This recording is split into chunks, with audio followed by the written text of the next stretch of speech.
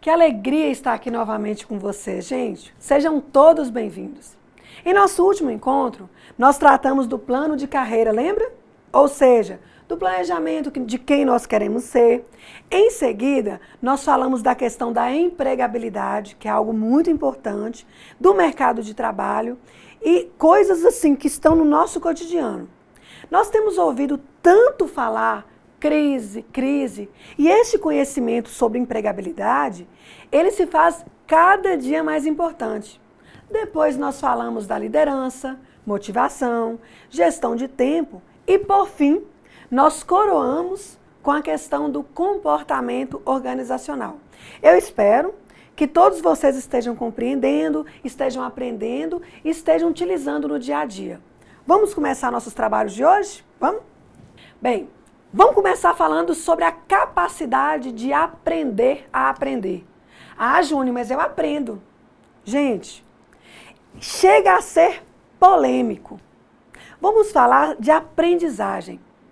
Mas, para que de fato ela seja eficaz, a aprendizagem ela se dá por meio de quê? Do conhecimento. Júnior, mas conhecimento de quê? Você tem que se conhecer a sua capacidade de aprender. Do processo que você utilizou para aprender e que teve sucesso no passado. Por exemplo, tem gente que aprende lendo, tem gente que aprende cantando, tem gente que aprende no vídeo. Também do interesse e do conhecimento que você tem pelo assunto que você quer aprender. É muito mais fácil aprender sobre algo que a gente gosta. Você sabia que existem muitas formas de aprender? Já conseguiu pensar aí em alguma delas? Nós podemos aprender com os nossos erros, aquela questão que você aprendeu assim na dura, errando. Nós podemos aprender com o erro dos outros. A gente vê o que o outro faz por meio da percepção, por meio da assimilação e não faz. Aí, gente, a filosofia, ela nos ajuda em conjunto com as teorias de aprendizagem. Sabe quem é o pai da aprendizagem? Já parou para pensar nisso? Foi Sócrates, um grande filósofo. Sabe por que ele é o pai? Porque o Sócrates nos ensinou que nós só podemos começar a aprender quando a gente toma consciência de que nós somos ignorantes e que precisamos estar abertos ao novo. Precisamos estar preparados para quebrar paradigmas, mas também precisamos estar preparados para despertar o conhecimento que nós temos em nossa alma. Que bonito, né, gente, isso? Ele tem uma frase muito famosa, uma frase. Ele diz o seguinte: só sei que nada sei. Essa frase, ela expressa e sintetiza claramente quem quer aprender. Claramente o que um sábio diz. Se você ouve que, eu sei tudo, nossa, pode dar um passo para trás. Não pense, pessoal, que assumir que não sabe é uma fraqueza ou é uma fragilidade. Ao contrário, demonstra força, pois nós assumimos que não sabemos, mas que estamos dispostos a aprender. Assumimos nossa humildade diante das inúmeras ciências que existem, dos mais diversos conhecimentos que existem. Pessoal, ninguém sabe tudo. Aliás, ao contrário, sabemos muito, muito pouco. E quanto mais nós estudamos, mais chegamos a essa conclusão. O método socrático, ele funciona a partir da consciência de que nada sabemos. Primeira coisa, é a gente tomar consciência. Eu não sei de nada. É através da descoberta das contradições e das nossas reflexões quanto aos paradigmas, muitas vezes equivocados, que chegamos ao quê? Por meio dessas contradições e dessa reflexão é que nós chegamos a um novo posicionamento e chegamos ao conhecimento. De fato, Sócrates parece querer nos mostrar que ninguém pode saber se ou não sabe, através de outro, de alguém, ou seja, eu só posso aprender por meio do diálogo, seja ele pessoalmente ou através dos livros, da internet, do áudio, sim. Porque quando você está lendo, você está dialogando. Repare que quando você está lendo, você tira conclusões, você fala, mas não é assim. Como Sócrates, nós temos que buscar uma coerência. Nós temos que buscar a ética. Nós temos que buscar sermos honestos conosco e também com o mundo. Não há como sermos felizes e buscamos tanto a felicidade se a gente vive uma falsa verdade. Os sonhos, eles são muito importantes e nós falamos disso lá no plano de carreira. Mas a gente também tem que viver a realidade do agir. Nós precisamos sonhar e precisamos fazer esse sonho acontecer. E para isso, a gente precisa nos motivar, a gente precisa ser proativo, a gente tem que ter atitude diante da vida. Nossa, Júnior, que coisa bonita que você falou. Mas como aprender? Como fazer tudo isso que nós estamos dizendo? Olha, quando nós somos criança, nós nos apresentamos de forma indefesa, de forma dependente. Você tem um bebezinho, se você não der de comer, ele não come. Se você não trocar, ele fica sujo. É preciso alimentar, é preciso proteger, é preciso vestir, é preciso dar banho. Todos nós somos auxiliados nesses primeiros passos da vida. Durante muitos e muitos anos, nós nos acostumamos a essa dependência e até consideramos essa dependência como algo normal no ambiente que nos rodeia. Aí, quando a gente chega na idade escolar, a gente continua aceitando essa dependência e ainda acrescentamos a isso a autoridade do professor. E a orientação que nós recebemos dele, a gente tem como o quê? Inquestionável. O desenvolvimento da aprendizagem, ele perpassa por toda essa história da vida. Aí nós temos a questão do amadurecimento e do acúmulo das experiências. Quanta coisa você já aprendeu com as experiências? Aí eu já falei, quantas coisas nós aprendemos com os erros que nós cometemos. Então, se sua mãe fala, meu filho, não enfia o garfo na tomada, se você enfia, nunca mais você vai querer fazer isso. Nós temos que aprender, por meio de tudo que nós vivenciamos, a analisar criticamente as situações. Nós não podemos olhar algo como certo. Nós temos que refletir. Nós temos que pensar que no conhecimento, e aí a gente tem que refletir a respeito dos fatores que interferem na vida pessoal e também na vida profissional de cada um de nós. Aprender é necessário. Aprender continuamente é extremamente urgente que a gente aprenda a aprender. Que a gente entre nesse ciclo de aprendizagem contínua. Vamos agora, gente, falando coisas tão interessantes, aprender algumas dicas sobre como é que eu vou aprender, Júnior. Fala na prática, mais claro. Primeira coisa, saber ouvir. Ai, gente, e nós estamos vivendo um mundo tão impaciente. Repare que poucas pessoas sabem ouvir corretamente. Ouvir. Se você ainda não sabe, está na hora de aprender. É um exercício, gente. Não pense que é fácil, não. Se você sabe ouvir, você aprende mais. Tem um ditado popular que todo mundo aí conhece. Diz o seguinte: Deus nos deu 2 orelhas e 1 boca. Para quê? Para ouvirmos mais e falarmos menos. Eu sei que pode parecer uma coisa simples demais. Ah, Júnior, ouvir? Sim. Porque é o seguinte, aí agora, quantas pessoas estão mexendo no WhatsApp? Será que elas estão de fato ouvindo? É a capacidade de dar atenção e de ouvir para aprender. Outro ponto, para aprender, inovar. Considere a inovação como uma forma de aprendizado. Que o quê? Que pode estimular você a conquistar novos espaços. Lembre-se, gente, que antes as empresas consideravam apenas o suficiente o conhecimento técnico. Você tem que saber bater o martelo, você tem que saber fazer só aquilo. Hoje não. Hoje as empresas valorizam as competências comportamentais. Nós já falamos um bocado sobre elas. Nunca se considere um ser estático, com síndrome de Gabriela que a gente fala, eu nasci assim, eu cresci assim, vou morrer assim. Não. Não pense que já chegou, não, eu já aprendi tudo o que tinha que aprender. Sempre nós temos algo que aprender. E sempre a gente aprende com as pessoas. Não se sinta melhor que ninguém. Todas as pessoas têm algo para nos ensinar. Outro pronto. Desaprenda e reaprenda. Um aspecto que pesa muito sobre a resistência é aprender algo novo. E nós temos que ter o hábito de desaprender. Desaprender o quê? O que não serve para nós? Para que você vai ficar guardando na cabeça aquilo que não te serve? Aprenda coisas novas. Olha o que Alvin Toffler diz. Os analfabetos do século XXI são aqueles que não desenvolvem sua capacidade de aprender, desaprender e reaprender. Gente, olha que coisa bonita.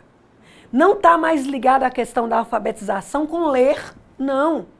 É a capacidade de aprender.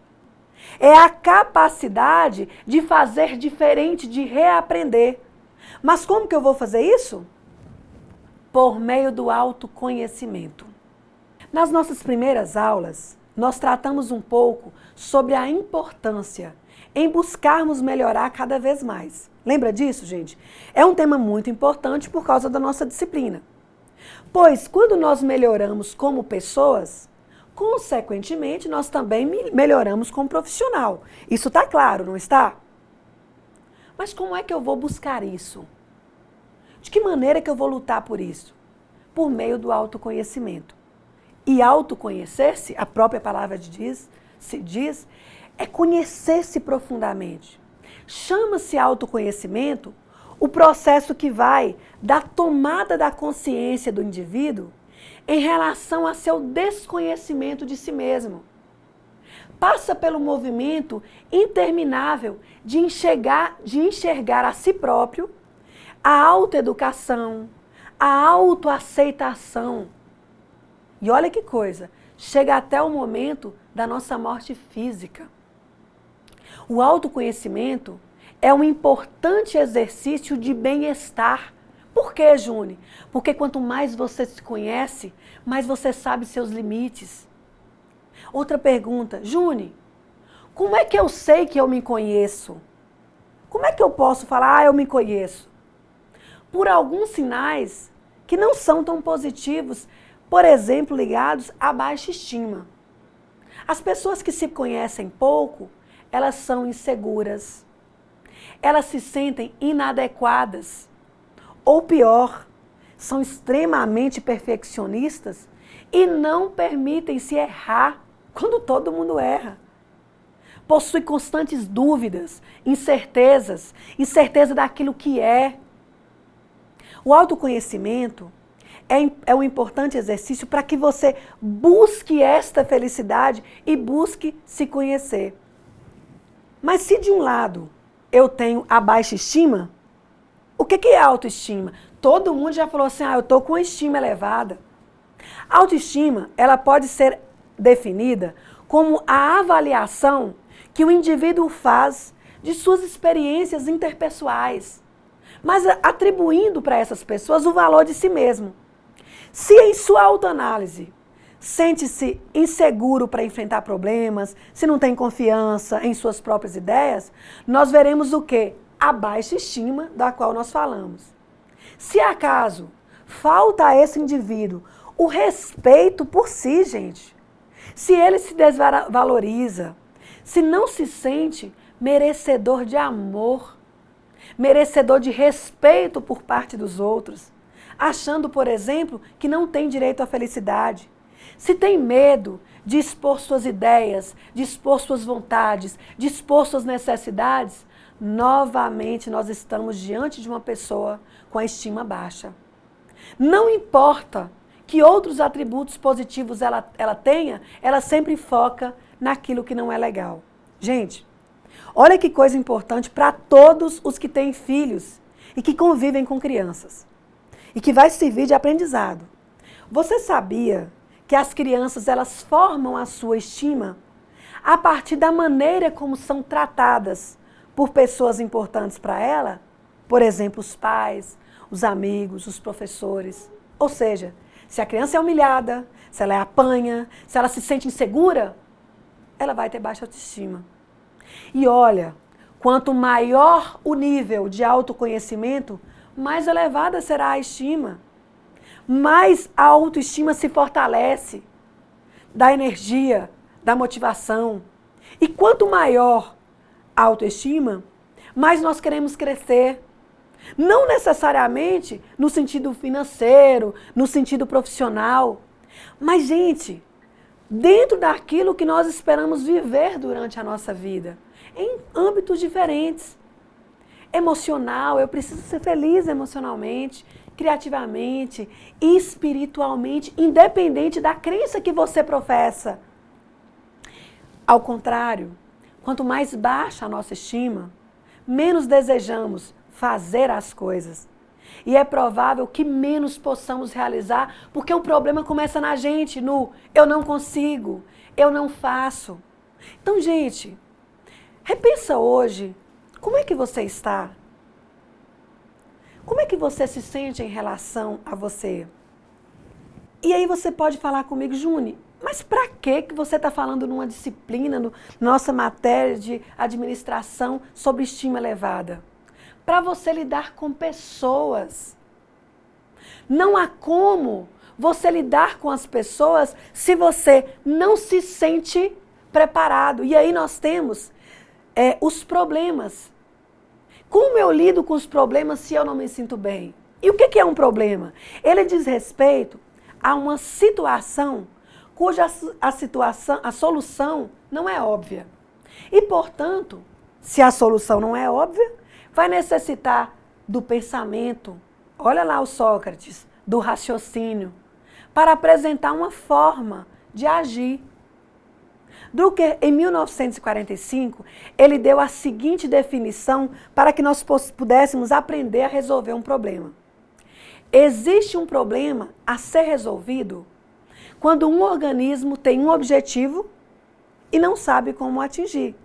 Eu tenho um objetivo, eu quero algo, mas eu não sei como atingir, então eu tenho um problema. Bem, tá bom. Nós já sabemos do problema, mas de que forma que nós vamos resolvê-lo? Aí nós temos o processo de resolução de problemas.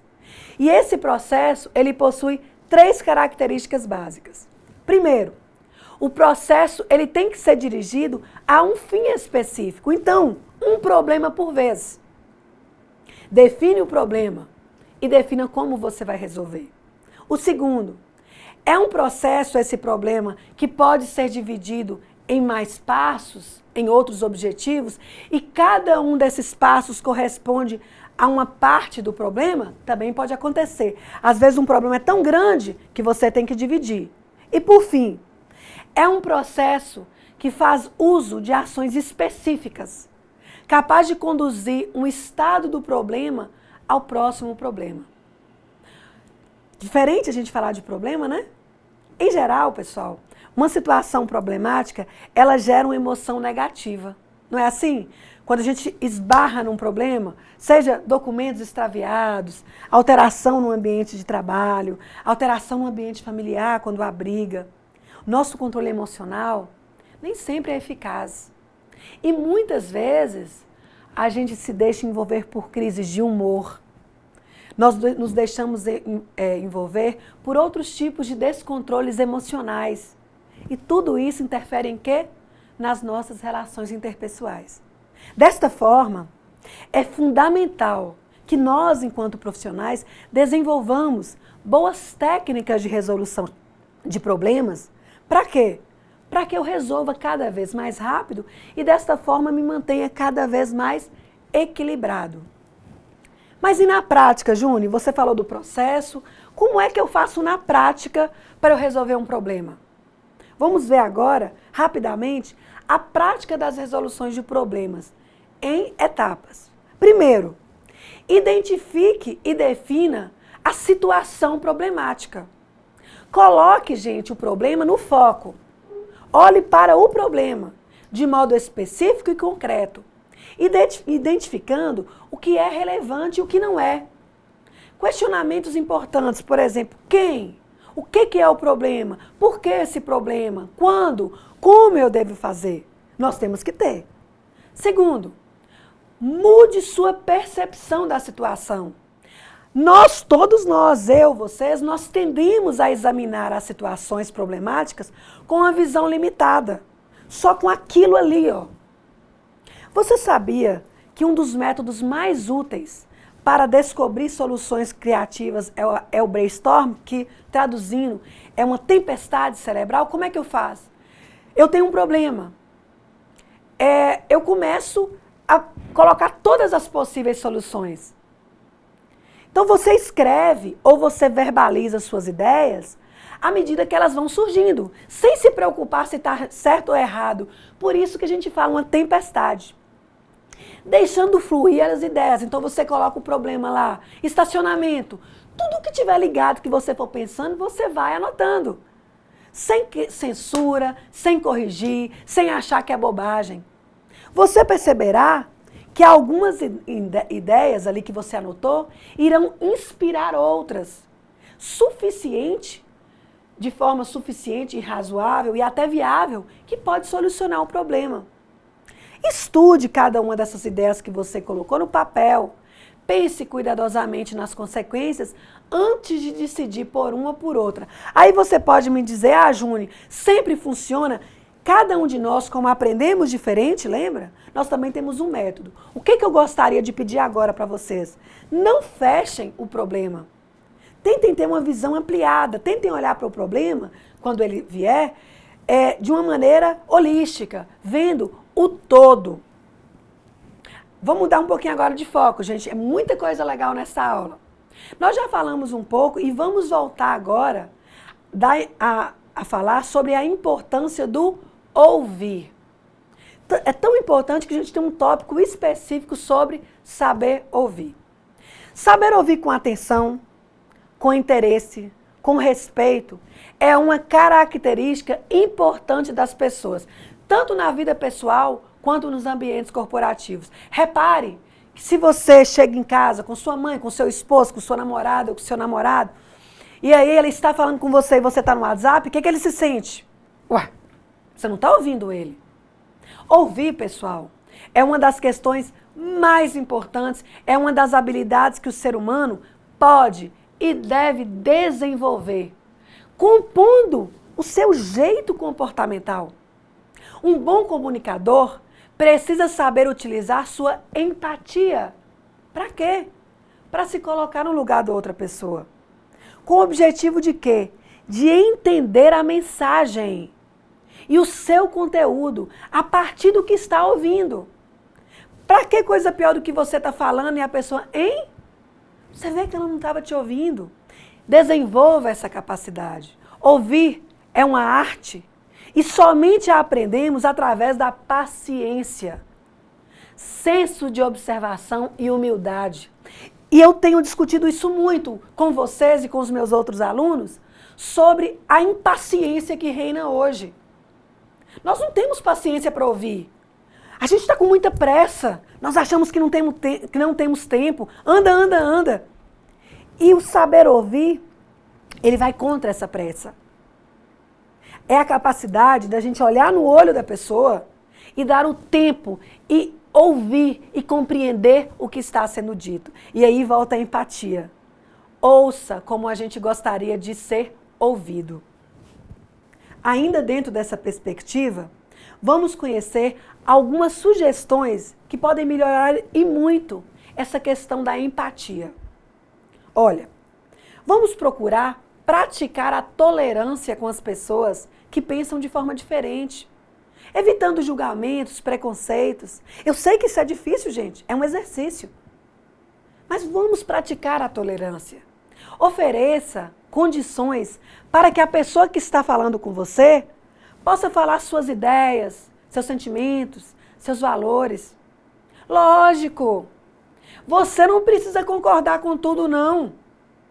Mas não esqueça uma premissa básica da comunicação humana. Hora de falar, hora de ouvir. É tão desagradável quando a gente começa a falar e a pessoa fica interrompendo. Ouça. Outra questão. Procure esforçar-se para perceber a comunicação nas entrelinhas.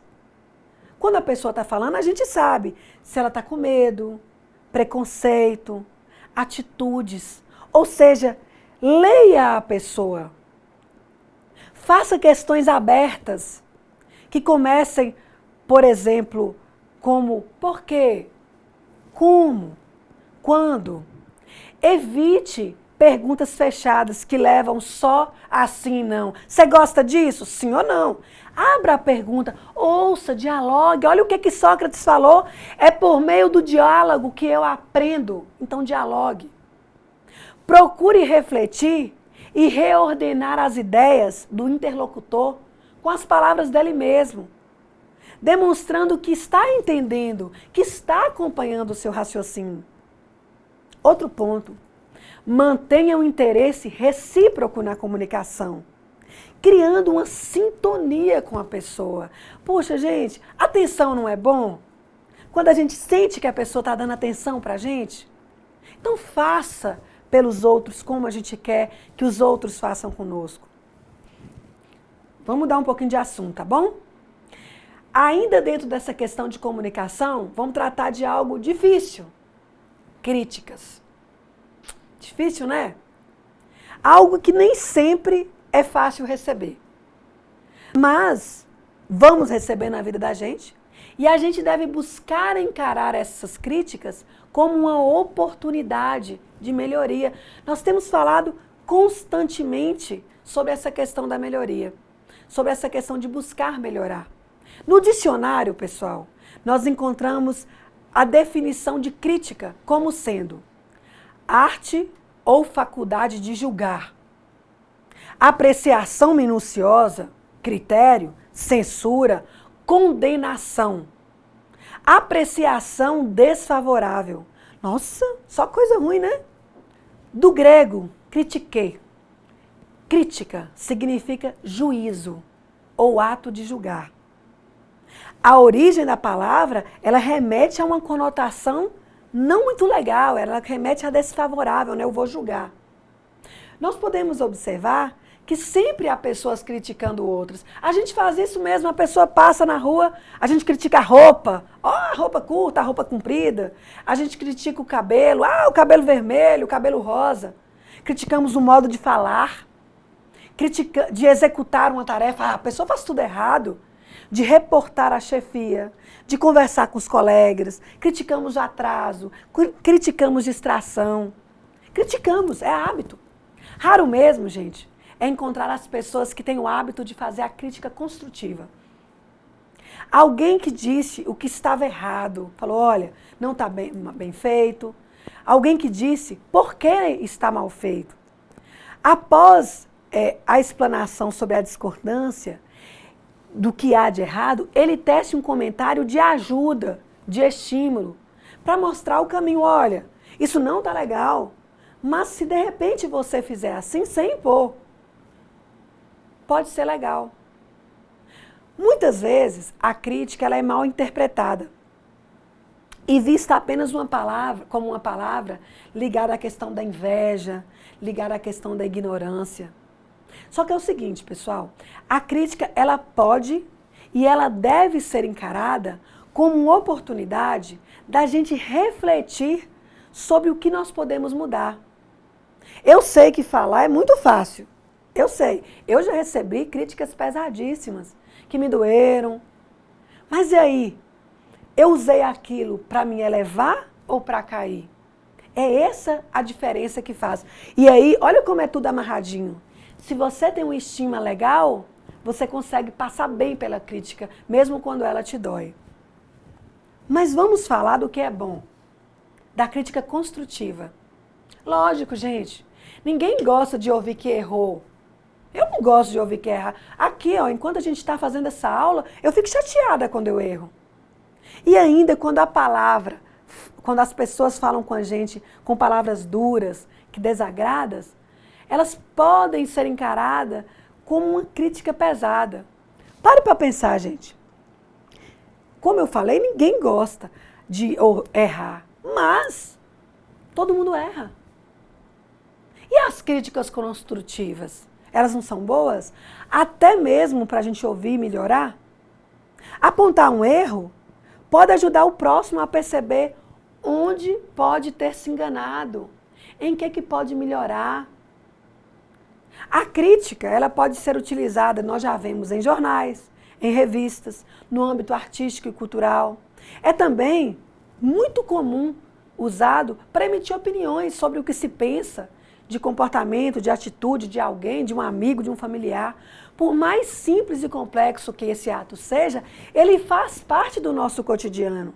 Agora, se nós estamos buscando, todos vocês que estão aí comigo hoje, melhorar, a partir de hoje, vamos começar a pensar não na crítica pura, o cabelo, a roupa, a forma de falar. Vamos pensar na crítica construtiva. Como eu posso ajudar na construção de alguém melhor? Por isso que é construtiva. É a construção. Nós estamos em constante construção de nós mesmos, sendo lapidados pelo mundo.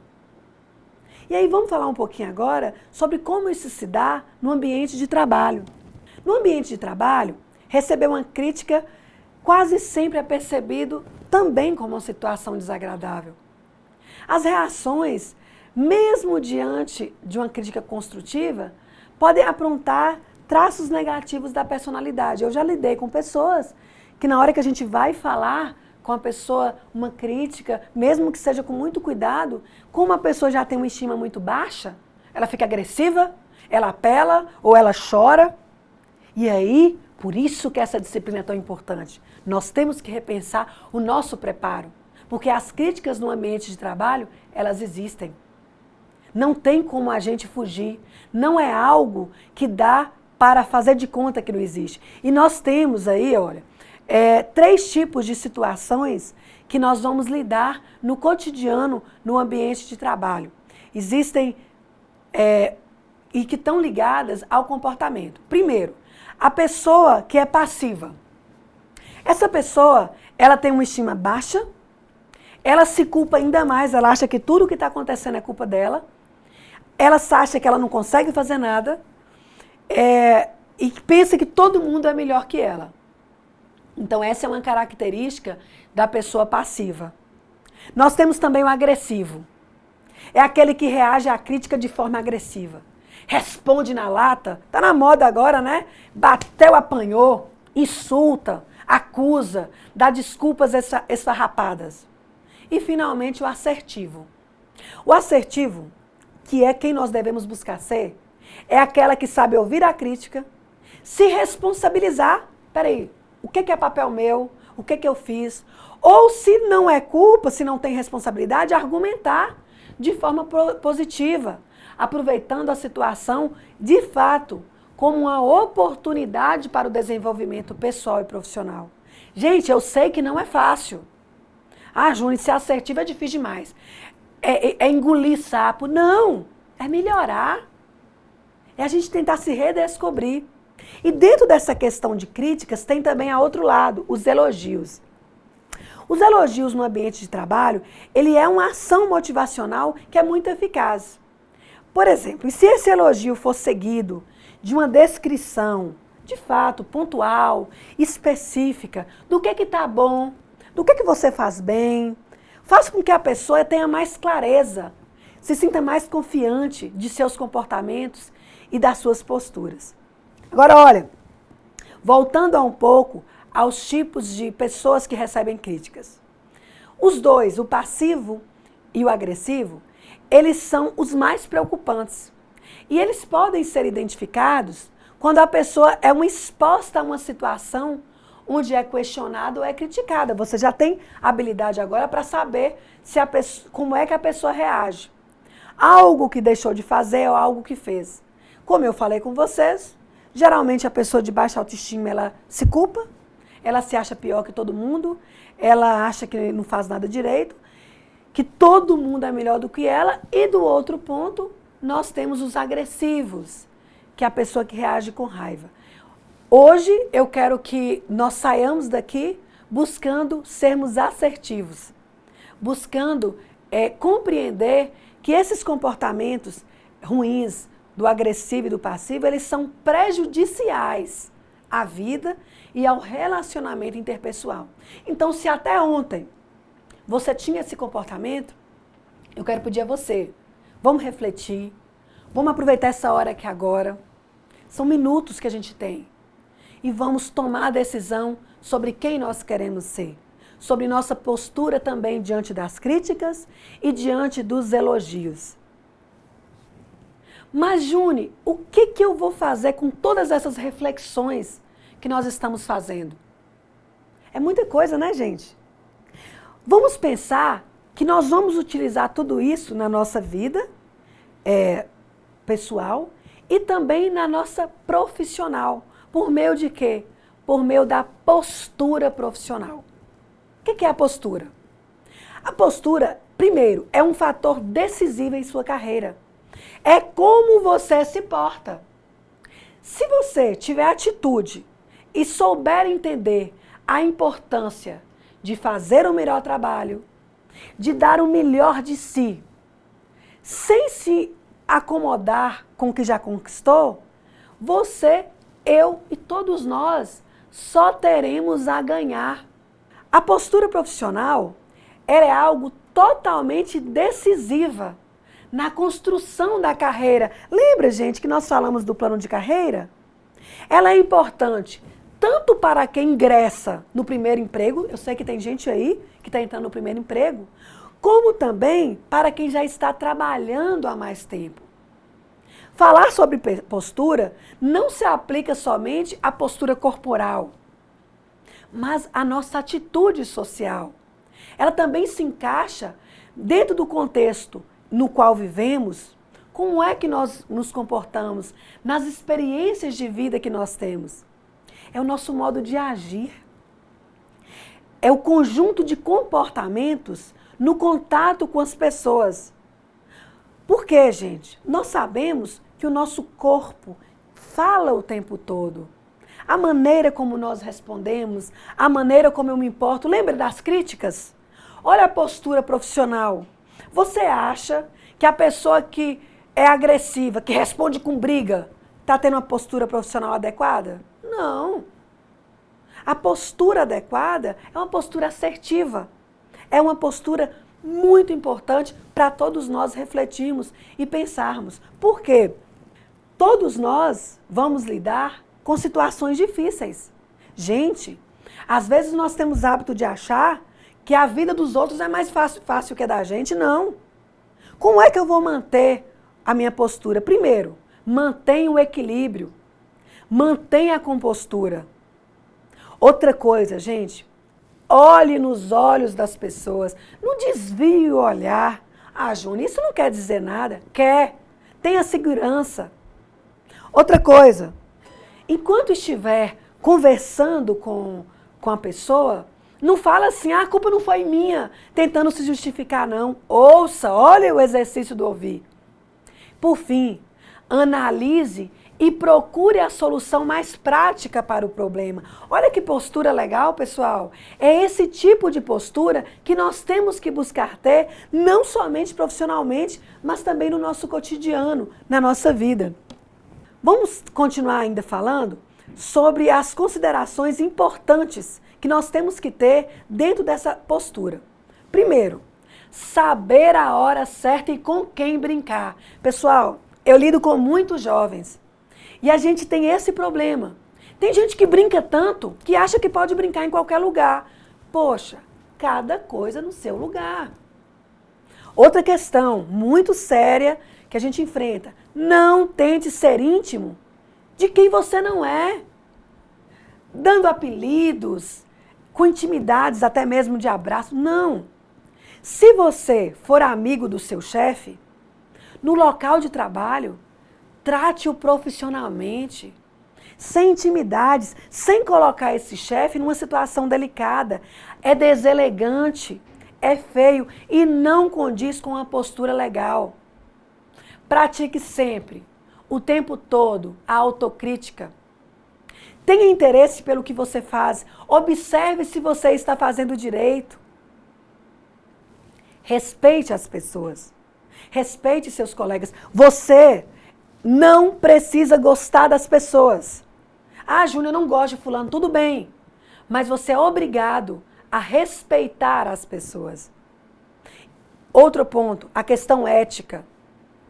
Conheça os princípios éticos. Busque sempre dentro da questão crítica preservar a ética profissional do seu trabalho, os valores. Lembra que nós falamos dos valores da empresa? Pois é, estão ligados intimamente à ética. Isso fortalece a sua conduta como profissional. Isso vai te fazer se tornar cada vez melhor, e não somente como profissional, mas também como pessoas. E tudo isso, gente, está ligado à postura, ela está intimamente ligada com a produtividade pessoal. E o que é a produtividade? A capacidade de produzir. Produtividade é produzir mais e melhor em menos tempo e gastando menos. Nós temos que buscar ser o mais produtivo possível. Não tem jeito. Seja para ganhar mais dinheiro, seja para acabar com as tarefas com mais tempo, seja para ter um pouco mais de tempo livre. Isso é amplamente discutido hoje, e você já deve ter ouvido alguém falar: ah, você produz pouco ou você produz muito. E aí, tudo isso nós temos que amarrar. A postura com a produtividade. Eu não posso querer produzir muito, mas fugir da minha postura profissional. Eu tenho que amarrar essas condutas. Vamos a algumas dicas para aumentar a produtividade. Ah, Júnior, eu vou conseguir? Vai. Primeiro, organize-se. A organização pessoal é de extrema importância no dia a dia. E ele pode ser o pilar central de sua produtividade. Mas peraí, calma. Não adianta só criar meia dúzia de pastas no computador, ou um calendário, ou uma meta de organização, e você vai estar produzindo mais. Você tem, na realidade, que saber onde está, ou pelo menos se organizar, onde cada coisa se encontra, para que você, de fato, ao precisar, você saiba onde está. Isso pode parecer algo simples, mas faz muita diferença. Outro ponto, organize as suas tarefas mais importantes do dia primeiro. As suas tarefas mais importantes, elas devem ser organizadas de modo que se tornem as prioridades em relações a outras. Olha a palavra que a gente também fala muito, prioridade. Nós temos que ter uma lista de prioridade. Sempre irão surgir várias outras coisas a fazer durante o dia. Mas, se você não priorizar e não terminar as suas tarefas mais importantes, até o final do prazo estabelecido, elas estarão sempre lá para serem feitas, vão aumentar e você não vai produzir. Olha outra questão. Chegue cedo no trabalho. Eu não estou pedindo para você trabalhar mais, não. Mas chegue, olha, para quem trabalha fora de casa é uma boa dica. Pois se você chega cedo, dá para pegar um horário com menos pessoas perambulando, andando no lugar, com menos toques de telefone. Além da maior vantagem, não pegar o horário de pique nos trânsitos, isso para as maiores cidades. Mas é bom a gente chegar, a gente começar o dia a organizar. Outro, evite reuniões e encontros desnecessários. Agora, se for inevitável, faça com que essas reuniões sejam produtivas de verdade. Um problema que a gente tem é que existem alguns segmentos que tem reunião demais. Muita reunião e pouca ação. Outro ponto, trabalhe desconectado da internet a maior parte do tempo possível. Gente, que coisa difícil, né? Salvo, logicamente, para quem trabalha com internet. Mas é muito mais fácil você escrever um bom artigo ou montar um layout decente, sem interrupção de e-mail, sem interrupção de mensagem de WhatsApp, sem link pedindo para ser clicado. Se você fizer isso, você vai ficar impressionado com o aumento de produtividade e até de qualidade que o seu trabalho ganha. Olha, gente, eu posso dar o meu depoimento. Geralmente, quando eu vou preparar os nossos encontros, quando eu vou preparar a nossa aula, eu gosto de fazer após meus filhos dormirem e eu desligo tudo. televisão. A única coisa que eu deixo acesa é a luz e o computador. E desligo, desconecto. Aliás, eu nem desconecto, mas eu não deixo nada aberto. Exatamente para que eu consiga terminar num tempo maior. Então, assim, eu sei que hoje é muito difícil. Tem gente, inclusive, que fica muito ansioso se não estiver conectado. Mas experimente só para você ver que, de fato, a produtividade aumenta. Outro ponto. Faça algo que você gosta. É clássica essa, né, gente? Parece assim, ai, Juni, é muito comum todo mundo falar isso. Mas é verdade. Porque tudo que a gente faz com amor é muito simples, é prazeroso. Gente, eu sei que pode parecer redundante, mas eu adoro estar aqui com vocês. Eu adoro dar aula. A gente tem que ter aquela vontade de fazer bem feito. E você repara que você percebe quando a pessoa faz algo que ela gosta. Então, busque fazer algo que te deixe feliz, que te complemente como indivíduo, como ser humano. Organize-se. De novo, eu vou falar organize. Sim, organização de novo. A organização pessoal, ela é de suma importância para você aumentar a sua produtividade no trabalho. Querendo ou não, todos nós acabamos acumulando uma quantidade muito grande de papel, de livros, de apostilas, de fotocópia, de trabalhos, de currículos, de relatório. Nossa, muita coisa. Repare, como organizar tudo? É difícil fazer isso, mas do mesmo modo que você organiza seu computador, que você separa, que você organiza, faça isso também fisicamente. Organize-se, organize-se. Na medida em que você se organiza, tudo fica mais simples e mais fácil de lidar. Nós falamos inúmeras coisas. Agora vamos falar de outro ponto importante. Inteligência emocional, que está ligada a tudo que nós dissemos. A questão da postura, a questão da habilidade. Entenda-se, primeiro, por inteligência emocional, o uso intencional de suas emoções, agindo a seu favor. Por isso que é inteligência. E com isso, produzindo resultados positivos. Juni, que termo é esse, inteligência emocional? É a inteligência para você usar as suas emoções. Olha, pessoal, essa tal dessa inteligência emocional, ela pode ser desenvolvida por 3 meios. Primeiro, amplie a sua autoconsciência, ou seja, a sua consciência sobre você mesmo. Procure perceber o modo como você faz as suas ponderações, as avaliações, sua atuação em relação aos colegas de trabalho ou ao atendimento de seus clientes. Basicamente é o seguinte, procure prestar atenção a seus atos e sentimentos. Lembre-se que a percepção que os outros têm de nós é muito diferente da autopercepção, ou seja, é muito diferente da forma que nós nos vemos. Ou seja, é diferente da forma que os outros nos veem. Por isso, a gente tem que ter esta atenção da autoconsciência. Outro ponto, controle suas emoções, gente.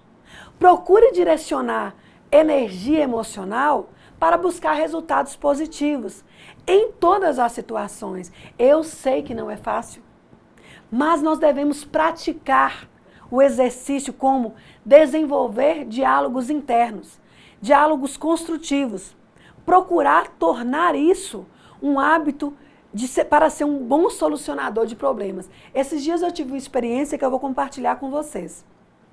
Eu tive um problema, fui na sexta-feira num banco e aí dei uma orientação lá para a gerente e tal. Quando foi no sábado, eu simplesmente descobri que houve um problema lá da minha conta. Lógico, sábado o banco não funciona. Então eu tinha 2 escolhas. Ou eu desesperava, desorientava, ou eu esperava segunda-feira. Eu discuti mentalmente comigo e falei, Juni, não adianta ficar nervosa. Então, vamos ter calma e vamos esperar na segunda-feira. Foi o que eu fiz. Então, eu fiz esse diálogo. É um exercício, não é fácil. Lógico que não, mas vamos tentar. Outro ponto. Vamos buscar automotivação. Você mesmo, por meio de suas crenças e atitudes. Você é aquilo que você pensa. Então pense bem de você.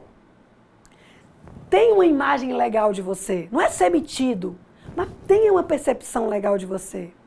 Cuidado com as pessoas à sua volta. Nós precisamos do apoio, gente. Nós precisamos dos incentivos de pessoas, amigas, dos nossos parentes. Fuja, corra das pessoas pessimistas. Elas estão próximas de nós, dizendo que vai dar tudo errado, que a gente não vai conseguir. São maçãs podres, não as tenha perto. Outra questão que nos ajuda, ter um mentor emocional. O que é um mentor? É uma figura, um modelo, seja ele real, seja ele fictício, alguém que realmente te inspire. Afinal de contas, todos nós temos momentos de desânimo, de ficarmos apáticos, de ter aquela sensação, ai, cansei, tá tudo dando errado. E esse modelo, ele serve exatamente para quê? Para nos instigar, para nos apoiar. Nós temos também a questão do ambiente onde nós atuamos, das instalações. Transforme o seu lugar de trabalho em um ambiente legal, em um ambiente agradável. Fatores como ar, iluminação, cores, decoração, fazem parte dos detalhes. Aí você fala, Júnior, mas eu sozinha não posso fazer. Comece a contagiar os outros. Use a inteligência emocional para criar um ambiente legal, para que a gente viva melhor e para que os outros ao nosso redor também vivam melhor. Dentro do ambiente de trabalho, nós ainda temos que levar em questão a inteligência emocional nos seguintes aspectos. Temos capacidade de perceber, de avaliar e expressar corretamente uma emoção. No falar com o colega, no falar com a chefia, no falar com os clientes. Um outro ponto, temos que buscar ter a capacidade de gerar ou mesmo ter acesso a sentimentos quando eles puderem facilitar sua compreensão de si mesmo ou dos outros. Ou seja, às vezes nós precisamos nos permitir sentir. Por fim, compreender o conhecimento, compreender a nós mesmos e controlar as emoções. Para quê? Para promover o crescimento emocional, o crescimento pessoal, o crescimento intelectual. Quanta coisa importante nós vimos hoje, hein, pessoal? Muita coisa legal para que vocês saiam daqui agora e comecem a refletir. Mas vamos trabalhar um pouquinho mais. Olha, para hoje eu escolhi um exercício lá da página 162 do nosso material. Vamos fazer o teste de inteligência emocional. Para quê? Reflita. Veja o que você pode melhorar. Pois é sempre tempo algo da gente se desenvolver emocionalmente. Para quê? Para melhorar. E para isso, para melhorar e para que a gente possa se destacar pessoalmente, profissionalmente. Aproveitem esse momento junto com seus tutores, junto com seus colegas. Cada colega que está ao seu lado é uma riqueza, é um mundo inteiro que pode nos ajudar a aprender cada vez mais. Bem, por hoje é só. Fiquem com Deus, aprendam, desenvolvam cada vez mais. E até a próxima, se Deus quiser.